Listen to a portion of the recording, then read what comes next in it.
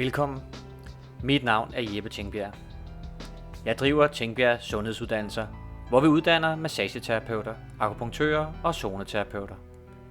Det vi laver her er en videopodcast til Massørnyt, som er et online nyhedsbrev for netop massører, zoneterapeuter, akupunktører og andre manuelle behandlere.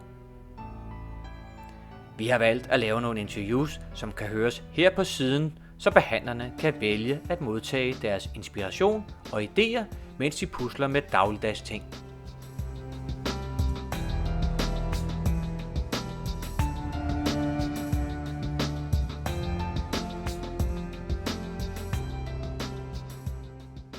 Hi Jeppe, I'm really pleased to be able to have a chat with you today about what it's like to be a reflexologist in the UK. And I understand you have some questions for me. My name's Marion, and would you like to ask or would you like me to talk? I will try to introduce you also because you and I, we met during the European Massage Championship in 2019 in Italian city Spilamberto. And you were the judge at the reflexology category, and I was judging the Western massage category. So, and for me, it was also surprising that reflexology was one of the categories. But after reflecting, I think it's actually correct that it should be, because it's also a kind of massage, just like shiatsu, for example, which is also meridians and so on. So there you and I, we met and we discussed a little bit about reflexology, and this is why I have contacted you again, so I can share your knowledge with my students and my followers. So welcome, Marion. Thank you. And the first question is, how or for what purpose is reflexology used in the UK? So mainly in the UK, it would be considered a complementary therapy.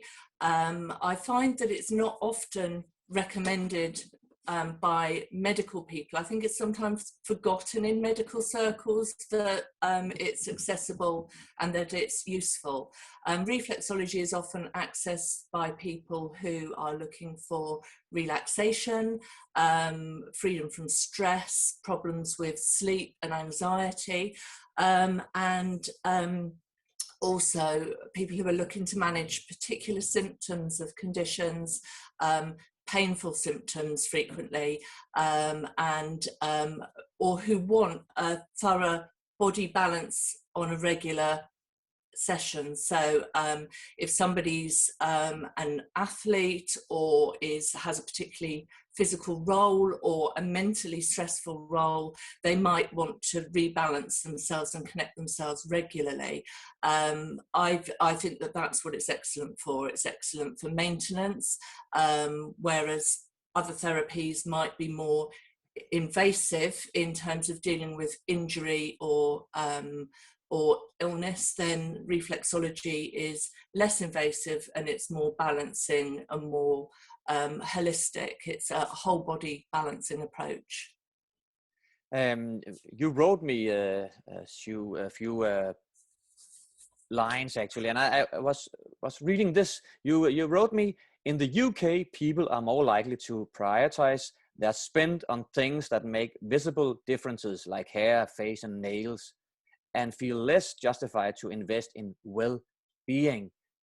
Yeah, that's my opinion of our society here. I see clients struggle to justify a course of reflexology in the same way that they might justify regular nails, regular facial, and things like that. And I've seen lots of reflexologists in the UK take to promoting facial reflexology because of the facelifting aspects, and obviously working on the face for half an hour, 3/4 of an hour is going to have a facelifting effect, and somehow that appeals to a different market. But of course it's the reflexology, in my view, it's the reflexology that you're doing it for, the theory and the basis of the reflexology, and not the facelift. But of course the market is looking for a visible result sometimes, and I do think it's a shame, because if you've looked after your well-being, then your physical presence is so much more beautiful anyway, because you're calm and you're relaxed and you're feeling well, so you present a better image outwardly as well. But I do think that our society makes it easier to spend money on something that somebody else can see you've had done, and reflexology is one of those things that really it's your secret, only you know about it, unless you choose to share it. But I think that applies to well-being. I think that people are likely to access sports massage, osteopathy, the chiropractor, because or a physio, because they're having something fixed and they feel more justified in that. And I think it's a shame. I've spent a long time talking to people and persuading them that ongoing well-being is really important as well. And do you think this COVID situation is actually changing that idea of well-being, that they should do more for their well-being in the future? I mean, I do, and I do think that people have started to listen to the fact that our immune systems benefit from reflexology, and people's ears are pricking up at that now, because everybody's very keen to have a strong immune system. And also, when you have reflexology and when you go for a consultation and an ongoing course of treatments, you're not only because it is a holistic therapy, you're discussing every aspect of your lifestyle, and as a therapist, you're helping people to choose what's best for them in terms of they reflect on their current lifestyle and they have a conversation with you, and then they make changes to their lifestyle that are positive, and they encourage better health. In Denmark, and most likely also in England, it can be difficult of making a full-time job of being a reflexologist. And when you spoke, I was thinking maybe we should adapt a little bit to the wellness market, really. You talked about the facial treatments, and we do have face reflexology. Mm-hmm. Some call it Japanese facelifting, or it can be similar. And I think that is a good idea. In Denmark, we do have programs or classes in facial reflexology, but it's not normally a part of the total education, actually. Maybe we should rethink the educational program in order to fit the market and to succeed, really. I think it's a really valuable tool. I think as therapists, we all have our idea of which parts of our therapy are the most beneficial and the most important. But I've the luxury of running my business part-time, and almost as a self-supporting hobby. I actually started my business to enable me to volunteer, to cover the costs of my volunteering. So that's where I started. But if you're wanting to make a living from it, then you need to be diverse, and you need to have you need to appeal to a broader market, and certainly the facial reflexology is something that people can see after they've had the therapy. They can see a visible change in the mirror there and then. So I've always battled with the fact that I'm not performing a beauty treatment. However, I know I'm doing reflexology. If the client feels as if they've had a facelift, then wonderful. I know that I've done the job that I needed to do. How they visualize that, and this can be the difficulty with reflexology, is the expectation of an immediate change, of an immediate feeling difference. But it's an ongoing practice. It's something that I know people have budgets and availability in terms of time to have a course of treatments. And so I recommend that people, according to their budget, have a regular treatment, whether that be weekly, 2 weekly, monthly, 3 monthly. So it gives the body an expectation, the body and the mind an expectation of, I'm going to look after myself at this point in time, and it's something to look forward to and look back on and to continue and repeat. So when people are wanting to engage clients that of course they want to return, it can seem, when you're giving something like reflexology, most people in our industry don't want to push and market themselves hard because it doesn't sit well with the ethos of giving what we're giving well-being. But of course there's got to be a balance to that. People, if they want to work in this industry, need to make an income in order to live and to survive and cover their costs. So definitely diversity, for someone who's working full-time as a reflexologist, need other strings to their bows and other things that they can bring in. And that's where additional learning is obviously really important. And it brings me to the next topic. It's about the educational system. How many lessons has a typical reflexologist received in England? I'm going to start with, if you're not trained in any other therapy. So if you're not trained in any other therapy and you're new to the wellbeing industry, then you would need an anatomy, physiology and pathology qualification. I mean, you don't actually need to be trained to be a reflexologist because it's an unregulated industry, but I certainly don't recommend that, because you want to have credibility and reassurance for your clients. If you've not already been trained in say massage or another discipline, then you would have to do the APMP, anatomy, physiology and pathology qualification. If your reflexology is your first discipline, then you would probably study that alongside your reflexology course, and that's exactly what I did. And I did it like an academic year. In the UK, the academic year starts in September and finishes in the summer, and I kind of enrolled on a course, and it transcended the whole academic year. So the attendance on the course was actually small. It was 2 days a month, 1 day to do the APMP and 1 day to do the reflexology, but the home learning was enormous. So the hours that you put in with researching, writing projects and essays, making a business plan, all of those things were really, really vital in learning. And also for reflexology, our practical hands-on hours are more than they are in your general massage course. So we do 100 one-hour treatments documented.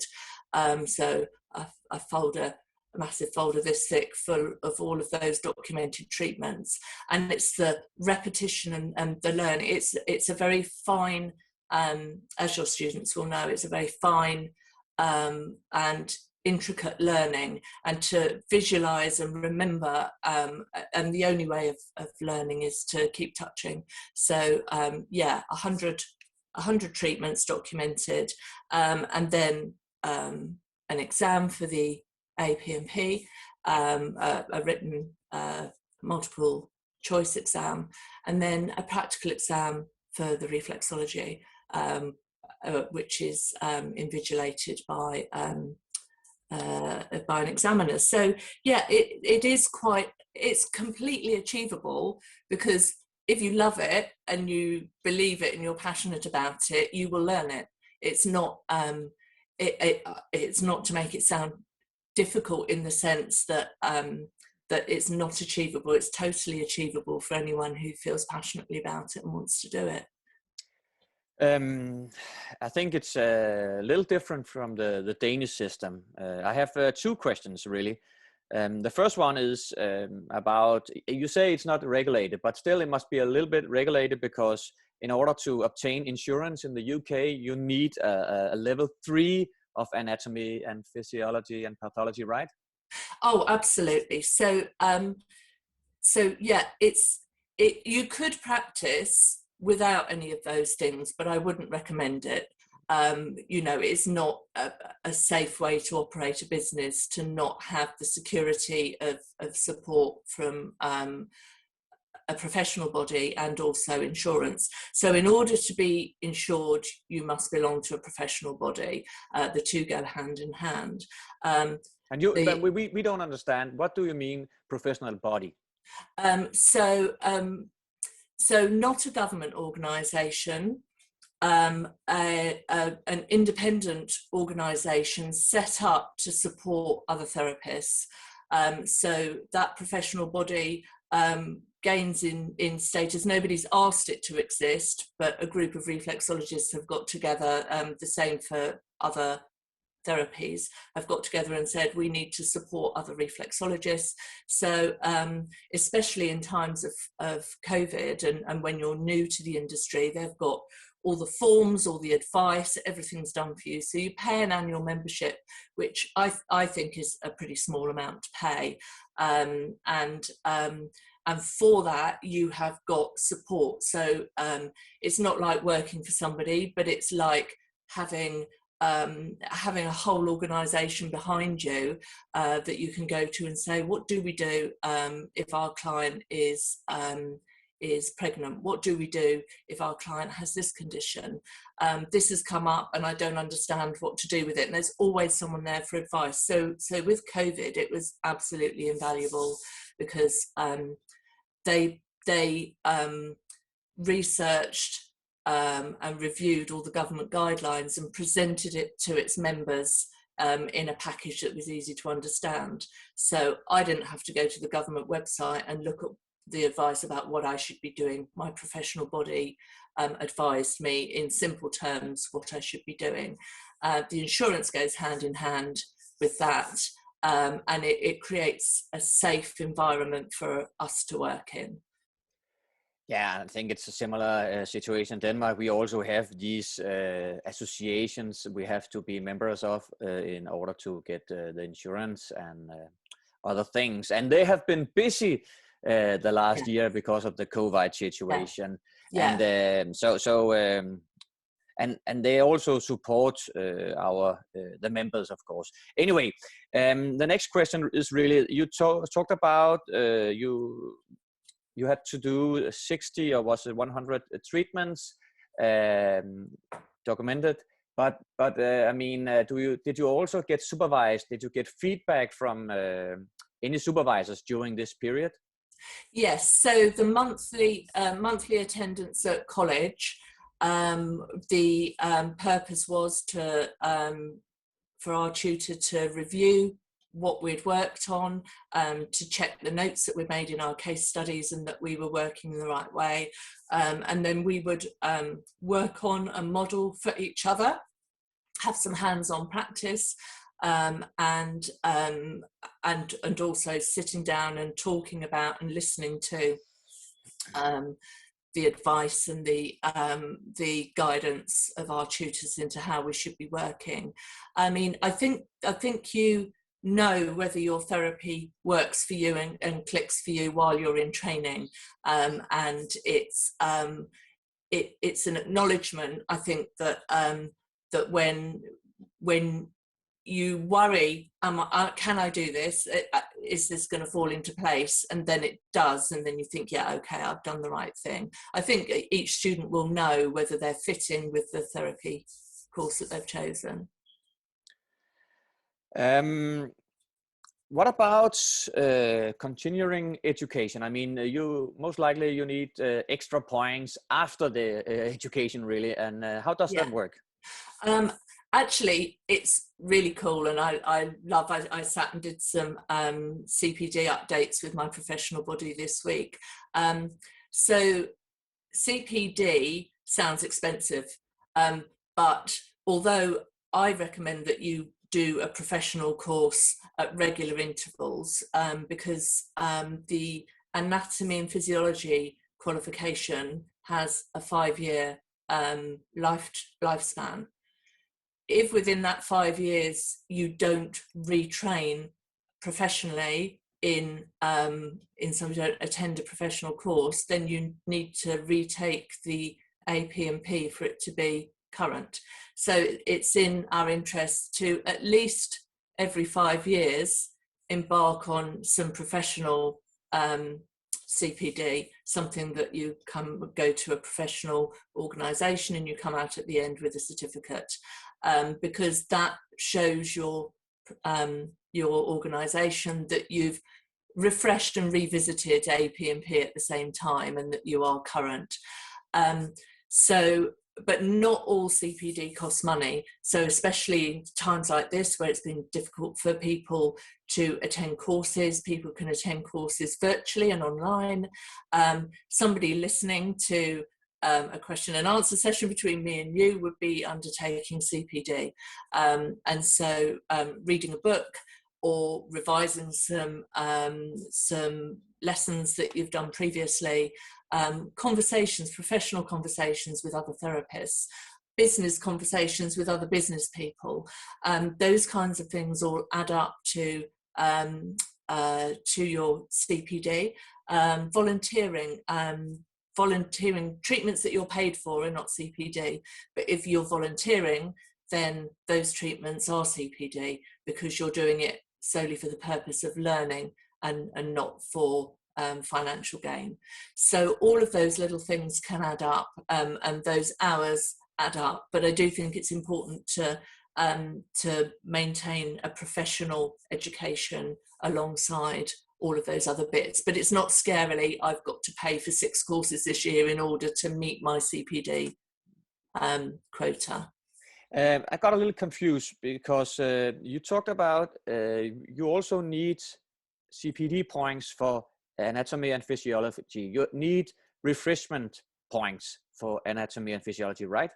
So, yes. So the anatomy and physiology, you don't record your points ongoing.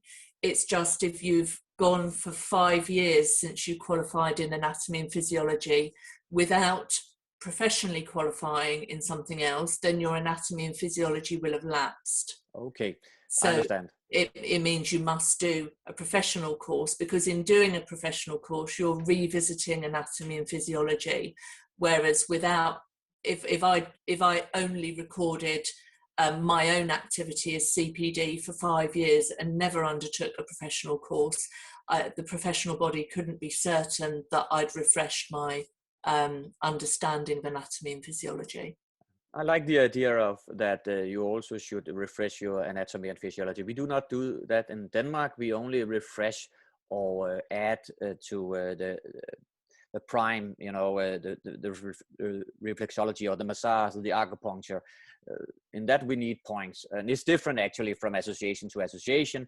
But most associations between 1.5 weekend each year, ongoing education. Then you are in good shape, and I like that. Of course, I think we should still develop, but also refresh. And I made a deal by you talked about many ways of refreshing or getting CPD points. I don't think we have that many actually in Denmark. I talked with the Federation of Holistic Therapies, FHT, I think they're called in England, and they have, for example, approved the championship, the national championships, and the world championship, and so on. And when they go to these championships, they are supposed to do something reflecting about them, write down what did they learn, what did they see, and discuss a little bit about that, and then they send in the papers and they get the CPD points. And it's not only championships, but also other events, as you say, which is I think it's a good idea, because we reflect. And when you were judging at the European Massage Championship, I'm pretty sure that you also benefit from it as a professional. I learned loads. I was so surprised by the experience. I mean, reflective practice is so important. If you don't reflect on what you do and you don't watch what others do, then you're never going to move forward from the point that you're at, and everything changes. life changes, stuff changes, we need to be learning all the time. So reflective practice is so important. The championships were an absolute eye-opener, because I'd never worked with therapists from outside the UK. So I've got a very UK-based view of reflexology, and I hope I didn't look too surprised, but I was surprised. And actually, yes, experiences like that for participants and for judges equally is CPD. There is absolutely no doubt about it. And I would have made a note of that with my professional body, that I did this for this many hours, and it would have contributed to my learning. I learned loads in that couple of days, because just because you do something in one way, because you can't, when you think about a therapy session lasting an hour, you can't possibly incorporate every idea that anybody's ever had about reflexology in that 1 hour. You pick a method, you pick a way of doing it, and you do it that way. And that's according to your client. Your client can't have the experience of everything that everybody's ever thought of to do with reflexology. So sometimes we tend to get into a bit of a routine, and we're not thinking more widely about what we're doing. But when you go somewhere like to the championships, and you see so many people from different countries working in different ways, and you think, wow, I'd not thought of that, or I have not experienced that before, or what might that feel like, and what effect would that have, and the discussions that you have with people, the experience in the hands-on, by modelling for each other, so you actually get to feel it, and you can then ask the person who performed that that session on you, you know, what was your thinking behind that? Why did you do it like that? And you can give feedback and say, well, that felt good, or that really didn't feel good. It's so useful. I was completely surprised by the experience. Yeah, absolutely brilliant 2 days. I have the gold winner. Let's talk about her in a moment. Anna Pasta from Greece. I have met her after the European Massage Championship. I have met her twice actually. I was teaching in Moscow, Russia, and I traveled to Greece, where there was a Greek Massage Championship, and she was there. She was one of the judges, and I was actually a little ill when I arrived, and I asked her to give me reflexology because I was very curious in what she was good at actually. And I tried it, and it was amazing, of course. And then later, the same year, I met her doing a charity event in Frankfurt. She's a former professional handball player in Germany and Spain. And so we had many good conversations. But what did you in as a judge? What did you see in Anna? Well, I didn't know at the point that I was judging that Anna was a former Olympian. I hadn't any background information about the people that I was judging at all. But what I saw in Anna was someone entirely professional, who had a physical presence about her, a capability about her, and a strength about her, the way she took control of her reflexology session, but also clearly her understanding.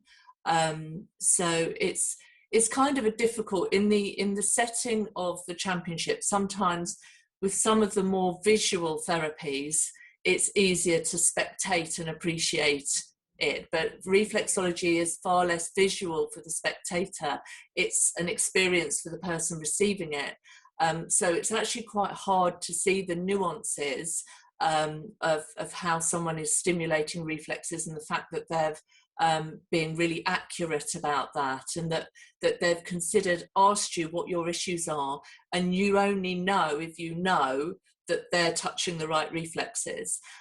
So she was entirely professional, and the reassurance for me came during the final, when all of the disciplines went up against each other for the overall winner, and I received the treatment from Anna, and she did a proper consultation during that treatment, and she knew what my issues were and she targeted those during that treatment. To everybody else that may have been unaware of that, apart from one guy who came up to me at the end and just tugged me on the elbow and said, "Good choice." I could see, and he was obviously a reflexologist, and he said, "I can see how accurate her positioning is, and you know, that really was a good choice." And I felt at that moment that, okay, someone else in the room has seen that, because it's not always possible for someone else to see that if they don't know what they're looking for. Incredible, really, really well done to Anna, and she's taken her win and used it for the well-being and the goodness of reflexology, and you know, to perpetuate that and to further the reach of reflexology. I'm absolutely certain. Yeah, she's an amazing ambassador for reflexology. Well, next topic is really to compare a little bit about how reflexology is being done in the UK and maybe in Denmark. Can you please tell us, do you use the 5-element theory or the meridian clocks when you work with reflexology? How does that work really? I mean, how do you do it? So that's an interesting question, and one that you asked me to think about a few days ago. And like I said to you, there's lots of theories, and there's lots of ways that people work differently, different parts of the body, different positions on the feet, people who've made ways of doing reflexology on the tops of the feet for people whose soles of their feet can't be accessed. So lots and lots of different things, and we don't always look any further than the way that we're practicing. So your question encouraged me to buy a book this week. And it's a book that has been recommended to me before, so naughty me for not reading it before. But Inga Dugans has written a book, The 5 Elements and Their 12 Meridians, which was exactly the question you asked me. So I bought it this week and I read it. And the relief was, what I do isn't detached from that. But actually, I hadn't studied the theory before. And what the theory says is, coming from traditional Chinese medicine, that there needs to be balance. Absolutely. And that's what reflexology is, putting the body back into balance. So it was an interesting read. It's not something that I would have consciously previously gone into a treatment session and thought, I must consider the 5 elements and the 12 meridians and the meridian clock. But having now read it, there are aspects of that that are already included in the way that I've learned reflexology. And balance is the most important. So every client will have a consultation at the beginning of the session. I try not to make that too long, because that's not what they're there for. They're there for you to touch them, and they're absolutely desperate for you to get your hands on. So people don't enjoy a long consultation, but if you're going to do a short consultation, it has to be to the point, and you have to get the information out that is vital to you understanding your client and then tailoring your treatment to them.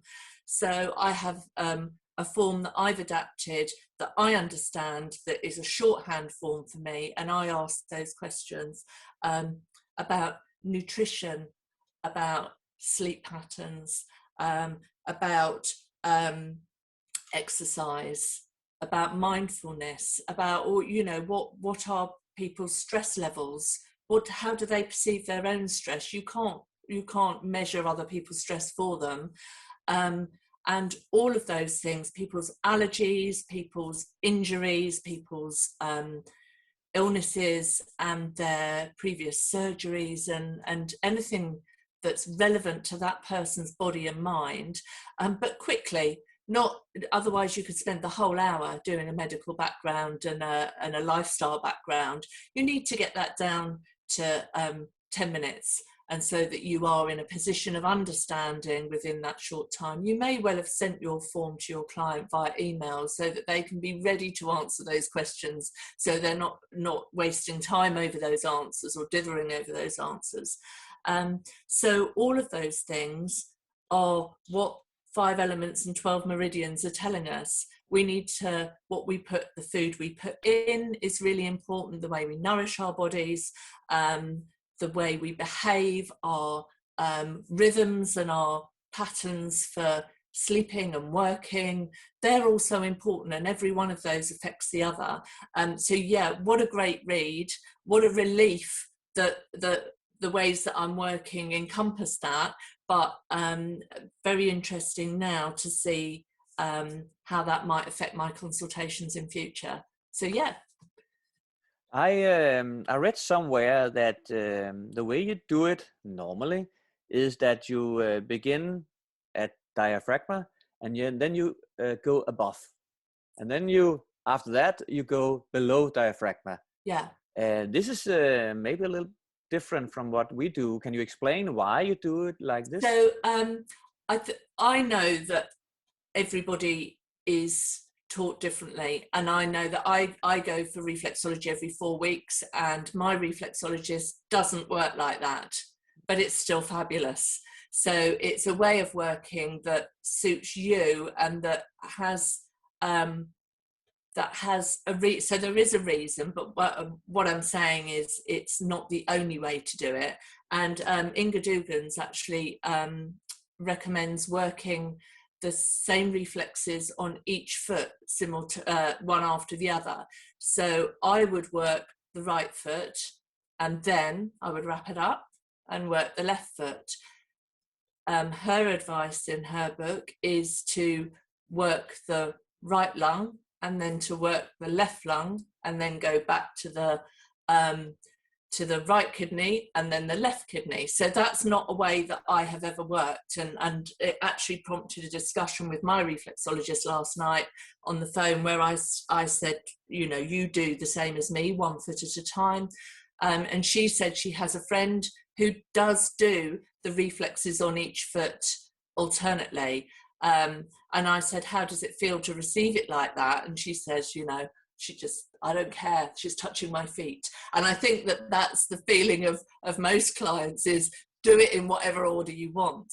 But the reason that I start at the diaphragm is because I always start up with a warm-up massage, because that in doing that, I'm connecting with the feet to start with, and then I'm feeling the condition of the feet and how that person feels today.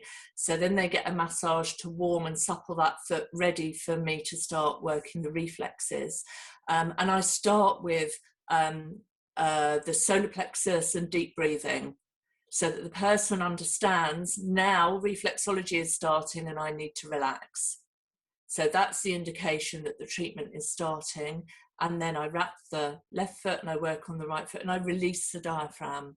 So I'm talking about putting the person in the frame of mind to receive a treatment. Breathing, pressing the diaphragm, stretching it over my thumb, pressing the solar plexus. Right, we're starting. So I start at that point, and that puts the person in the position to receive the treatment. And I work in a cross-hatch method, so that no part of the foot is missed. Absolutely everything is covered. So each section of the foot will have a cross-hatched contact across it, and then the specific reflexes are targeted. And it just seems to make sense to release the diaphragm, to work up, and then to work down from the diaphragm. So it's just a way that works for me.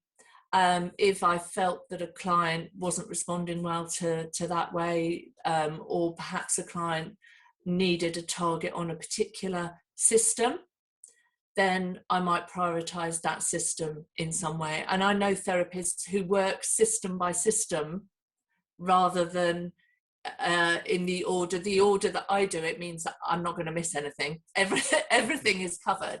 But I think there's benefits in Always. And the interesting thing is, none of it is wrong. If you've been taught professionally, you've been taught right. And then if that's differently to your colleague, your neighbour, your friend, a person that you go and work with or alongside in the future, and they do it differently, or you go and receive a treatment and your therapist doesn't do it the same, that doesn't mean anyone's right or wrong, because there are so many ways to approach this. And actually, when you're receiving a treatment, it's far nicer to receive it in a different way to how you work. Otherwise, you run through it in your head while you're receiving it. I think that's a good point too, and I think also the diaphragm thing is actually interesting. I have been reflecting about this, and I will have a discussion with our students regarding this, because of course the breathing is very, very important in order to relax and to recover and yes, etc. So I think so maybe I learned something I could bring to the students today. Yeah, but we always learn. But Marion, thank you for sharing your knowledge and ideas and the way you do it in England. It has been a pleasure. Well, it's a pleasure to see you. I mean, it's lovely to get out. Thank you very much. And we'll see you out there in the reflexology world. See you soon. Take care. Bye-bye. Bye. Kære lytter, tak fordi du lyttede med. Kom gerne med forslag til, hvad denne podcast kunne tage op af emner. Tilmeld dig Massørnyt på Tengbjerg.dk og få løbende tilsendt spændende artikler og podcast om inspirerende mennesker fra Danmark og fra udlandet, som vil fortælle om spændende behandlingsmetoder, og grib muligheden for at teste dig selv af med en af vores mange quizzer inden for anatomi, fysiologi og sygdomslære, eller om massage, zoneterapi og akupunktur. Du kan også følge skolens Facebook-side Tengbjerg Sundhedsuddannelser og finde mere inspiration. Tak for denne gang.